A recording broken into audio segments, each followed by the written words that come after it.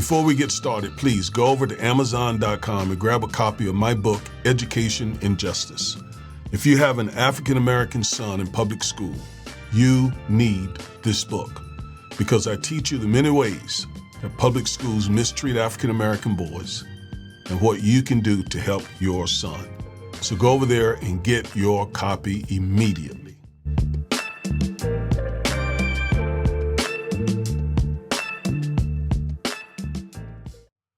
All right, folks, I got to be completely honest with you. I'm frustrated with the Democratic Party. The country's at a turning point, and what we need more than anything ever is a party that can resist the GOP, MAGA, Trump, the whole ball of wax, so that we can stop this Trump MAGA movement.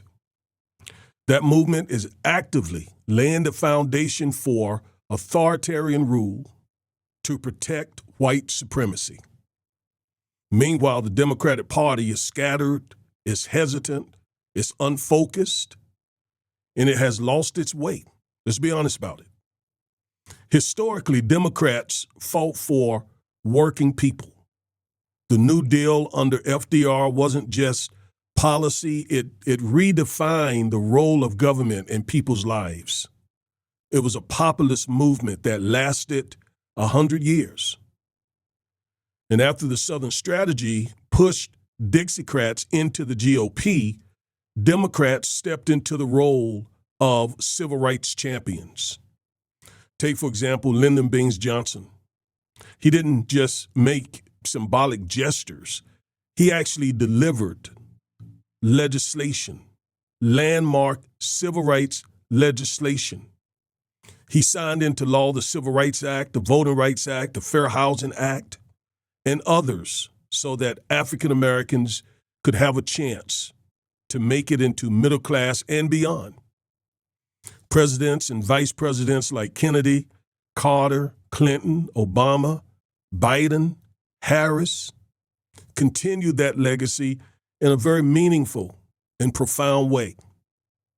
Let me remind some of you and inform others about what the Biden-Harris administration did to achieve really historic things, especially for African-American people. For example, the lowest black unemployment rate ever recorded, unprecedented funding for HBCUs, student loan forgiveness, record-setting small business administration loans for black-owned businesses. And I don't say this as a Democrat. I'm not a Democrat, nor a Republican. I'm an independent voter. But I supported Democrats because they have delivered for African American people, because they gave African Americans real tangibles. That's undisputed, folks. In addition to the Biden-Harris accomplishments, Democrats also gave us the first black president, the first black vice president, the first black male and female Supreme Court justices. Now, if you listen to the pro-black imposters, they lie to black people and deny what Democrats have done for African Americans. And if you compare what the Democrats have done for African Americans versus what the Republican Party has done for African Americans, it's real clear. Now, of course, during slavery, the Republican Party was the party that ended slavery. But again, if we go back to the Southern strategy, since that point, the GOP has consistently attacked civil rights. For example, they gutted the Voting Rights Act. They have blocked police reform. They opposed and got rid of affirmative action. And they are absolutely anti-reparations. So yes, the Democratic Party is more pro-black than the GOP. That's not a theory. That's based on facts. But knowing what they've done for the African American community and for working people makes their current failures harder to accept. So why are we here? Why are we in this place? Again, I'm frustrated because the Democratic Party that has done so much to protect civil rights has now lost to Trump twice. Now, we can't blame that on Kamala. She did all she could. She inherited a campaign in crisis after Joe Biden dropped out. We all remember that disastrous debate between Biden and Trump, where Biden looked like he was simply out of it. So she had to step in, and she only had months, not years, to prepare. But during her campaign and in the months since Trump returned to the White House, the Democratic Party's weaknesses have become impossible to ignore. I mean, you can't overlook them. Trump and MAGA didn't just win by luck. They literally exposed and exploited the Democratic Party's vulnerabilities. So the purpose of this video is to voice my complaints and offer some suggestions to get this party back on track. That's because the Democratic Party is the only means we have to defeat Trump and MAGA. So I'm not here to rant. I'm not here to pile on the Democratic Party. I'm here to offer clarity from my perspective, from the African American perspective. So that's what I'm here for. I'm not here to just bash the Democratic Party. This video is not about abandoning the Democratic Party. It's about strengthening the Democratic Party, because our democracy at this point in history depends on the Democratic Party. If we want to stop Trump and defend our democracy and protect civil rights, we need to get serious about fixing what's broken in the Democratic Party. Now let's talk about what needs to change and what needs to change fast, and how we can make those changes. So first, leadership. First thing I want to address is leadership, all right, or the lack thereof. The Democratic Party has no single figurehead or leader who unites the base and drives a clear agenda. Kamala Harris stepped in, as I said, when she needed to, when the Democratic Party was in crisis. But I must ask, where is she now? Where is the strong, visible leadership that commands attention and action? Because without leadership, movements drift. Without leadership, the party will lose momentum, and it has lost momentum. We cannot afford to drift and delay as Trump and MAGA hits us every day with more and more anti-blackness and anti-democracy. Another issue is messaging. Messaging. And let's be real, let's be clear. Messaging for the Democratic Party is a mess. It is woefully inadequate. The Democratic Party has almost no presence in the spaces where misinformation spreads the fastest. Spaces like YouTube, TikTok, Instagram, Facebook, etc. This leaves a vacuum. And in that vacuum, bad actors flood the zone and test the loyalty of African American people, the most loyal voting base for the Democratic Party, and especially young black men. Disinformation, I can't say enough about it. It targets black voters, especially black men between the ages of about 20 up to about 50. And I mean, it's everywhere. False claims such as distorted history, manipulated outrage at the Democratic Party, and all of this disinformation, it's working. I mean, the attacks on civil rights leaders, on the civil rights movement, these claims that the Democrats have never done anything for African Americans, just a bunch of wild, crazy, unfactual, false claims. And that's being pumped into younger African American men's heads and some women every single day, and it has been done for the last 10 or so years. Okay? I mean, these influencers are aligned with MAGA, and they just drive content into the minds of these younger African-American men, mostly, every single day. Every single day. And the Democrats have I've not seen at least, any type of legitimate, effective response. So you have to ask, where are the trusted messengers for the Democratic Party? Me and others on YouTube and social media, we're doing our part, but this must be an effort that is led by the Democratic Party. And once again, I am not a Democrat. I'm not a Democratic shield or any of that. But I know who has fought for civil rights over the last 60, 70 years, and I know the threat that Trump and MAGA poses to this country. So again, where are the Democratic messengers? Where are their digital organizers? Where are the content creators who can get the Democratic message out there? Again, it's not my job. I don't do it. I wouldn't accept a dime to speak on behalf of the Democrats because I'm not a Democrat. But again, I support the Democratic Party because of the work it has done in the area of civil rights. And that's important to me as a civil rights attorney. Now, if the Democratic Party wants to win, it must do more than just rely on the black vote.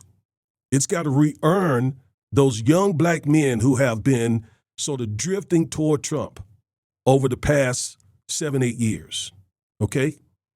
It must talk to these young men on their terms. It's got to speak their language. The Democrats have got to go into their communities, got to get on their platforms. Without doing that, at a minimum, it leaves a wide gap for Trump to come in or for Trump to send in his black surrogates, his black sycophants, to talk about what he's done or to demonize the Democratic Party. The Democrats cannot allow that to continue to happen without a response. Because these young men, these young brothers, they hear from rappers and influencers, podcasters, disinformation artists, what I call pro-black imposters. But they hear nothing from the Democratic Party. Democrats can't win assuming that they have the black vote locked down. They need to show up. Where again? YouTube, TikTok, Instagram. Also in the barbershops, in the neighborhoods, workplaces, with a message that respects and informs and mobilizes younger black men. And not just a couple of months before an election, but to have a presence in the community at all times. There has to be proximity. That's the only way you know whether or not someone really cares about what's happening with you. Okay? So when the Democrats see these areas, these spaces, social media, and the neighborhood, they're basically surrendering. They're surrendering the battlefield where public opinion is being fought and lost every day. This is the problem because Republicans loudly lie and often, whereas Democrats whisper truth, and they do so periodically. Let me say it again. Republicans loudly lie, and they do it often, whereas Democrats whisper truth, and they do that periodically. What's the old Mark Twain saying? A lie can spread halfway around the world before the truth can even put on its shoes, especially with social media. The Democratic Party doesn't know how to tell its own story. It avoids emotional language and tries to appear humble. It refuses to engage people where they are. And while they're doing that, while they're taking that, I guess, high road, MAGA saturates social media with bold and often false messaging. But it sticks because they got that machine. They got that machine that keeps pumping that disinformation out there. And you see, if you don't shape the message, you surrender the narrative. Remember, messaging makes movements. If you're not messaging correctly, you can't build a great movement. And the Democrats fail at this horribly. Now let's talk about stolen identity. MAGA has a slogan. It's MAGA. which means make America great again. It's clear, although it's false, it is clear. It's memorable. MAGA. And you put it on everywhere. You put it on your shirts, you put it on your hats, everywhere. And that keeps it in people's minds. It's not a new slogan, but Trump uses it very effectively. Now, what do the Democrats have? They have no slogan. They have no identity. In fact, if you ask 10 Democrats what they stand for, you'll get 10 different answers. That's not a message. That's confusion. The Democrats used to be known as the party for the working man. They had the reputation, and indeed, they did fight for working people. I remember that growing up and seeing my hardworking father being pretty much represented by the Democrats. So if you look back, again, when my father was coming up, FDR created Social Security and labor protections, unions, federal jobs for millions of people. And today, Musk and MAGA and Trump are trying to destroy those same programs. Musk wants to cut Social Security. He wants to gut Medicaid. And he wants to push money to billionaires, right? Well, Democrats need to reclaim their identity, their stolen identity, and return to their economic roots. Again, they need to reclaim that they are the party for the working man and woman. As it continues to fight for racial justice, the Democratic Party must also fight for economic justice for everybody, for everyone, black, white, Latino, everyone. Get back to the basics. And another issue that runs right along with that is elitism. Okay, let's talk about elitism here. Because the Democratic Party oftentimes speaks in policy jargon, right? Academic terms. Sounds like professors who are talking to college students or somebody, think tanks and all of that, and don't know how to talk to working class people, right? In such a way, for example, that my late father could understand what they're saying. I mean, too often the Democrats sound like they're managing decline instead of fighting for change and upward mobility for the people that it used to once care about, or at least it was perceived that they cared about them. That has to stop. That has to stop. The Republican Party, although it pretty much represents the higher echelon of society, today the average person thinks the Republican Party is fighting for the working man. Although Trump has all those billionaires around him and in his cabinet. This got to change. This is one of the things that frustrates me about the Democratic Party. And then there's immigration. Now, let's be honest. Here's a hard truth. Democrats mishandled immigration under Biden and Harris. We just got to be honest about it. Let's just say it. Let's just put it out there. The Democrats mishandled immigration. And as such, they allowed historic numbers of undocumented immigrants to come into the country, and they had no clear plan or effective messaging.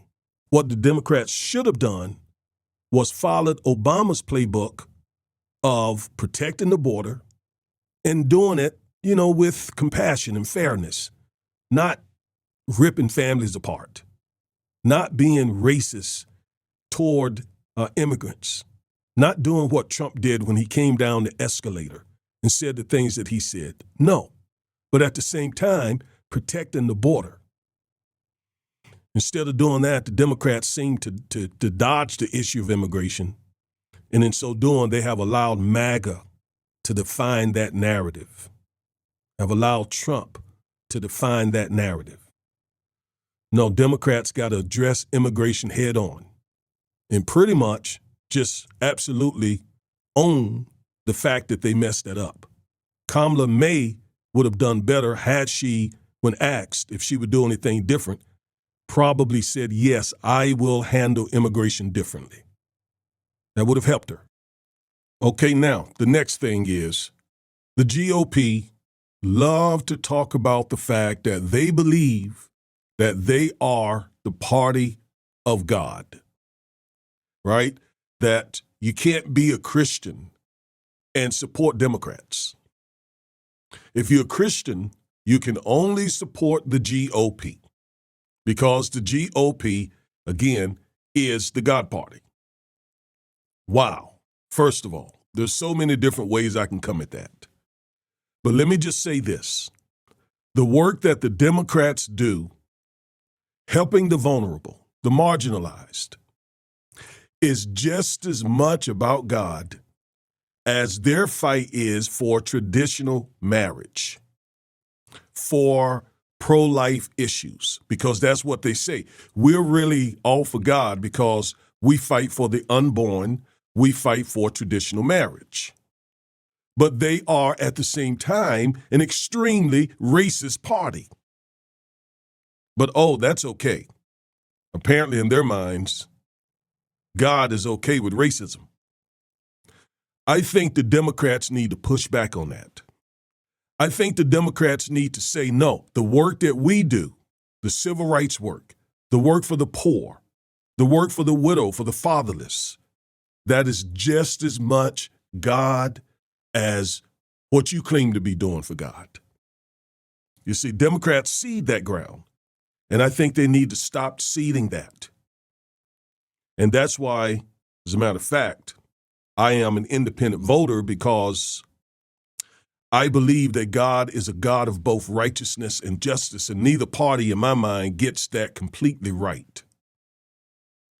But if I got to decide, if I got to choose, I'm going to support the Democrats because they're at least fighting for me, for civil rights, for African-American people, for my children, my grandchildren, great-grandchildren when they come along.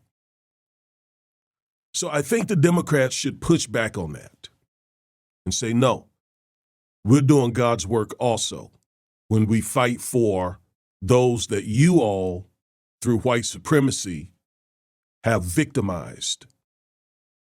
Now, strategy. We believe the Democrats can take back Congress in 2026, which is not that far from now.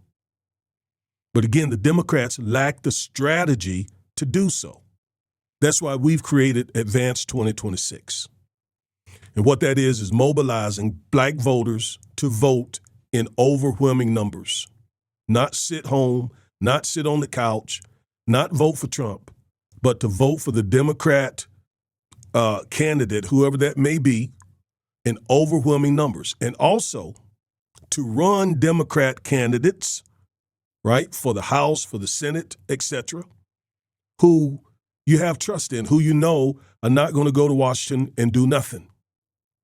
But choose what we call neighbors, people that you know, people that you grew up with, and send them to Congress because they know you best. They know the problems in your community. And that can help fire up some of the 17 million eligible black voters who didn't vote in 2024. You heard it right, approximately 17 million African-American votes who are eligible to vote, and they didn't vote. But I don't look at it just as a missed opportunity. I look at it as political power waiting to be harnessed and activated. Yeah, that's an opportunity. And we got to tap into that opportunity. All right, now, here's my final warning. All of this depends on one thing. One thing. And that is that when it comes time to vote again, when it comes time to pull the lever, that we have a still functioning democracy. Because things are moving really, really fast. Senator Chris Murphy, a sitting United States Senator, Chris Murphy from Connecticut, he doesn't believe our democracy will last another year if we don't get activated.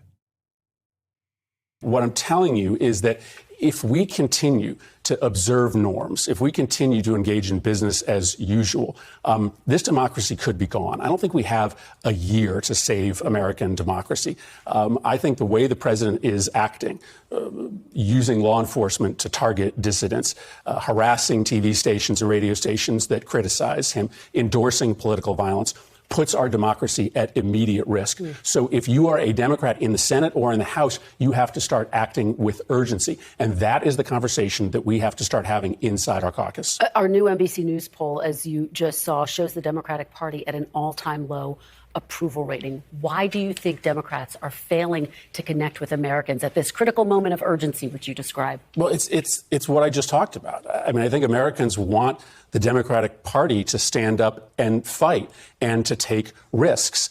Listen, I understand that had we gone into a shutdown, even for a handful of days, it would have been difficult. But it would have sent a message that the Democratic Party is not going to be bullied by Donald Trump. We are not going to let them write spending bills unilaterally that cut programs for people we care about, that give the president new and extraordinary power. I think Democrats in this country, but I think the broad middle of the public as well, want to see our party fighting in exceptional ways. That is the conversation that has to happen inside of the Democratic Party, inside our caucus. And if we don't get that right, if we continue to work with Republicans, if we continue to hand Donald Trump more power, we are going to lose our democracy. Yeah, unfortunately, this could be our last real chance to fight back through the ballot box and save our country.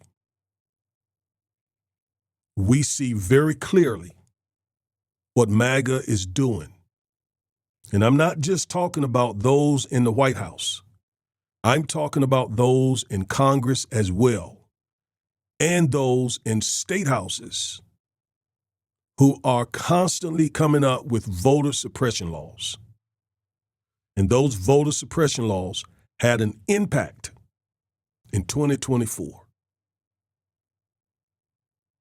So we're in a tough spot, and the Democrats need to get themselves together fast. All right? Thank you for watching this video. And I want to keep the conversation going, though. So I'm planning to have a live broadcast today at about 6 or 7 o'clock, today meaning March 24th, 2025. I just want to talk about this with you. I want to hear from you, too. I want to hear your comments and your suggestions, what you think the Democratic Party needs to do to fix its issues so that it can save our country. All right, so a live broadcast March 24th, 2025 at about 6 or 7 p.m. Okay, I am Reverend and Civil Rights Attorney Augustus Corbett. Thank you again for watching the video, and no matter what they tell you, stay woke.